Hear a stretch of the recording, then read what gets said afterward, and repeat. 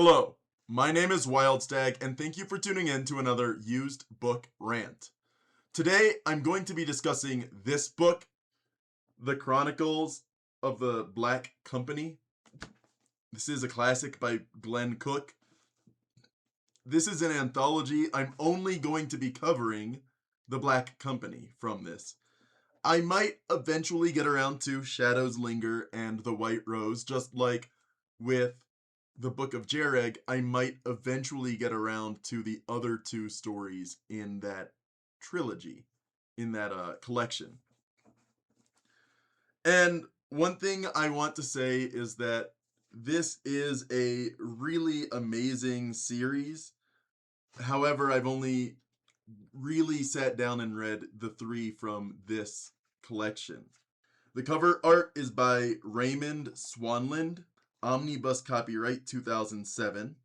There are a lot of things to appreciate about this book, but one of the things I like it for the most is the way that there's a very unusual plot point that really moves the story forward.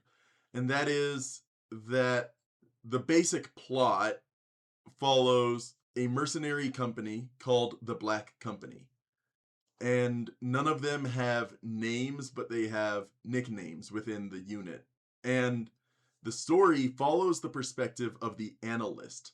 The analyst is the company's historian, and to some degree, the keeper of the culture of that company. He also is the field medic, and so he is doing double duty within the officers. And there are other people. There's the captain, the lieutenant, there's the mages that they have, there's a couple other officers and important figures that are within this inner circle. And the analyst is doing double duty. The story follows a period where the Black Company is in a northern continent. And on this northern continent, they have been hired by this immortal wizard, and specifically to fight in the ladies' wars. And the lady is the ruler of this immortal wizard that hired them.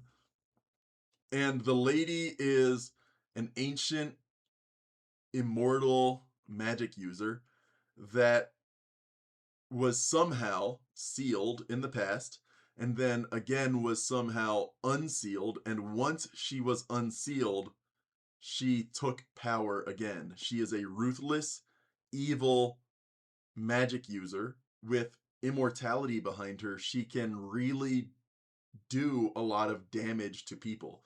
She, in her war of conquest, and then in the war that is fought in this book, kills an entire generation of young men. It is brought up in later books, in the second and third especially, but there is, kind of like with the Black Tongue Thief, there is a war that has reduced the conscripted age range population of young men, that everyone has lost someone in their family. Everyone across this continent has felt the effects of this war. Opposing the lady is what at first appears to be a liberation army, a collection of wizard families, magic using families that have maintained power over the continent or in different parts of the continent for centuries, especially during the interim between the lady's defeat and the lady's return. And so it's not really a good versus evil story. This is a darker tone. Both sides want control, but one side is effectively controlled by a single person, and that single person, the lady, is that powerful that she can oppose a whole council of opponents. And I I've read this twice, and I'm still not entirely certain what the purpose of foot soldiers is in that kind of war, because it almost feels like at times the foot soldiers are superfluous. They are there to be bodies thrown at another wall of bodies because that's what war has dictated is the process of war. That history shows war is conquered by men and you throw magic at the other side and eventually one side is going to win. And that's part of the issue. The ladies' side and the council's side, they're both opposing each other. And what it really seems is that if the two magic users are opposing each other in a battle, they are not by themselves safe. They can't protect themselves against an army of men. So the two walls of bodies are thrown at each other so that the two magic users can then decide through a contest of will and might who is going to survive that fight, and then the survivor, if they have enough energy, will steamroll the body of men that was aligned with their opponent. So when it comes to the climax, it's just like 500,000 people, just bodies being thrown at defenders, at magic that goes and creates plagues, and it's just all this needless fighting because some people want control. In this case, the manner in which the lady was defeated in the past was through this entity that history calls the White Rose. And somehow the White Rose came to power and was able to put an end to the lady's empire, but herself did not become a conqueror. And so the faction opposing the lady and thus opposing the Black Company, because the Black Company is hired by the greater of the two evils, the lesser evil faction is eventually propping up this scapegoat, this figurehead, really. They're propping up this figurehead as the White Rose returned. So the story is that the lady has her forces, and of course, some people are always going to fight for the one in power because the one in power keeps them secure. If you serve the lady will provide for you. Not really, but there's that mentality. And in the case of the liberators, if they have this figurehead that is going to defeat the lady, people that have felt the oppression of the empire are going to rise up under that figurehead. And so it's two masses of people that are able to be provided for and protected by the lady, and people that have been hurt and abused and oppressed by her. And these large forces of men just throwing bodies at each other while the magic users are the ones that go back and forth. And that's on a macro level what is happening, but on a micro level, focusing on the company of mercenaries, they are constantly tasked with capturing one of the enemy mages or defeating them, or defeating one of the mages that has gone rogue, the ones that served the lady. And it's this back and forth because they are sworn to fighting, sworn to war. They are more efficient at getting things done. They are better trained and better equipped than the common foot soldier, the conscripts. And so the Black Company is at a lot of pivotal moments within this war. And the liberating army does eventually push back the lady's forces until they get to her giant castle fortress. So the Black Company's stories are told through the analyst, and the analyst almost has like a sermon on a regular basis. These annals, this giant bound book, the history of the Black Company, has the records of the Black companies' deeds and jobs throughout the centuries. And sometimes the analyst, and this is, I think it's implied that it's a tradition that's only about 100 years old, but the analyst will open up this book with many, if not all, of the members of the Black company, and will then read a passage of their history to the current members to build culture, to build continuity, to inspire them to greatness. And Croker, the name of the analyst, is a historian. He's not a warrior, though he is trained to use a bow, he is trained to defend himself. But like I said earlier, he's this field medic and he is this historian that is accompanying, that is a part of the Black company. And he looks at things through a historian's lens. He has read the annals of the Black company from cover to cover on more than one occasion. He thinks of the world and thinks of wars as, how is this story going to be told in the centuries to come? So when he is fighting in this war, he almost fantasizes about what would this war be like if the lady was actually protecting people from these liberators. And so he writes and he kind of dreams this almost fan fiction of the lady. This isn't actually what she's like. She is a vile, cruel human being. She tortures people for fun and to control them. She casts magic to kill many people. She creates famines, war. She is a vile individual. But she recognizes that if or when she is defeated, she would rather there be a perspective in the historical record that looks upon her more kindly than the victors would. So the victors, if and when she is defeated, the people that do it are going to write history as how evil she was, or even worse, make her seem more evil if that's possible. So the analyst is favored by the lady because he has this almost juvenile moment, this idea that what if it were the case that she weren't as evil? What if she was more noble? What if she was more beautiful in heart than she actually is?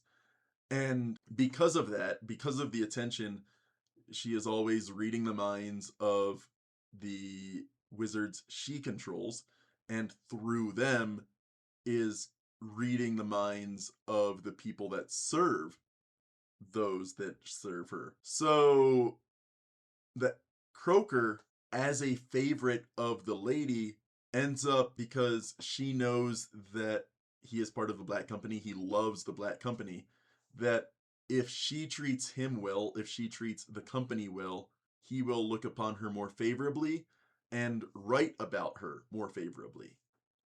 So it's a really kind of funny story where Croker gets in over his head because he has this amateur and naive fantasy about his mistress. And then she goes on to have him accompany her on a couple secret missions, and seemingly so that he is around her, but also so that he can record the events that happen. Overall, the story is the chronicles of this company of mercenaries in this war and the difficult times, the ordered retreats, the battles they fight in, the traps they lay, the characters involved, captain, the lieutenant, the two mages that are always at each other's throats and are part of the Black company but hate each other's guts. And they're ancient, hundreds of years old, because magic users can do that somehow. And then Silent, who is a superb archer, but who has taken a vow of silence and thus from that we get his name. He speaks in a sign language. There's other characters, not just Croaker. Yeah, so there's a guy named Raven. And so here's a good example of some of those names and the missions they are sent on because they are skilled. This is on page 81 of this copy. I don't know what it would be on a paperback copy of The Black Company. This copy is 217 pages long, but I suspect the novels are longer than that. Sometimes I wonder how the regulars stay sane. They are around the Taken all the time. Soulcatcher is a sweetheart compared to the others. One Eye and Soulcatcher returned, laughing. Two of a kind, Elmo muttered, in a rare statement of opinion. Soulcatcher recaptured the fire. Well done, gentlemen. Very well done. Imaginative. This could break them in the salient. We start for Roses when the weather breaks. A party of 8, Captain, including 2 of your witchmen. Each sentence was followed by a break. Each was in a different voice. Weird. I have heard those are the voices of all the people whose souls Soulcatcher has caught. Bolder than my wont, I volunteered for the expedition. I wanted to see how Raker could be taken with his hair and a block of limestone. The limper had failed with all his furious power. The captain thought about it. Okay, Croaker, One Eye, and Goblin. You, Elmo, and pick 2 more. That's only 7, Captain. Raven makes 8. Oh, Raven, of course. Of course, quiet, deadly Raven would be the captain's alter ego. The bond between those men surpasses understanding. Guess it bothers me because Raven scares the hell out of me lately. Raven caught the captain's eye. His right eyebrow rose. The captain replied with a ghost of a nod. Raven twitched a shoulder. What was the message? I could not guess. Something unusual was in the wind. Those in the know found it delicious. Though I could not guess what it was, I knew it would be slick and nasty. So that's the kind of narration that goes on in this book. Here's another example on page 141 of this copy. We reached our stopping place shortly before nightfall. Decent country at last. Real trees, a gurgling creek. Those who had any strength left began digging in or cooking. The rest fell in their tracks. The captain did not press. The best medicine at the moment was the simple freedom to rest. I slept like the proverbial log. One Eye wakened me at a rooster time. Let's get to work, he said. The captain wants a hospital set up. He made a face, his looks like a prune at the best of times. We're supposed to have some help coming up from Charm. I groaned and moaned and cursed and got up. Every muscle was stiff. Every bone ached. Next time we're someplace civilized enough to have taverns, remind me to drink a toast to eternal peace, I grumbled. One Eye, I'm ready to retire. So who isn't? But you're the analyst, Croaker. You're always rubbing our noses in tradition. You know you only got 2 ways out while we've got this commission. Dead or feet first. Shove some chow in your ugly face and let's get cracking. I got more important things to do than play nursemaid. Cheerful this morning, aren't we? Positively rosy. He grumped around while I got myself into an approximation of order. The camp was coming to life. Men were eating and washing the desert off their bodies. They were cussing and fussing and bitching. Some were even talking to one another. The recovery had begun. Sergeants and officers were out surveying the lie of the slope, seeking the most defensible strong points. This, then, was the place where the Taken wanted to make a stand. It was a good spot. It was that part of the pass which gave the stair its name, a 1,200-foot rise overlooking a maze of canyons. The old road wound back and forth across the mountainside in countless switchbacks, so that from a distance it looked like a giant's lopsided stairway. One Eye and I drafted a dozen men and began moving the wounded to a quiet grove well above the prospective battleground. We spent an hour making them comfortable and getting set for future business. That's the kind of narration, another example, and it's just a really fun book to read. I liked it. Like I said, I've read it twice, and I don't always read books twice before getting to a rant. Reading it again for this rant makes me want to put down what I've got currently and read the next collection in the series. There's a lot of information about this series online, but I try to keep that to a minimum because I do want to discover this book through a very natural way, through reading it myself, through interpreting it myself. I really like Chronicles of the Black Company. I'll talk about Shadows Linger and The White Rose eventually. But for now, if you see the Black Company or this collection on the shelves, I would recommend getting it. So yeah, my name is Wildstag, and thank you for tuning in to another used book rant.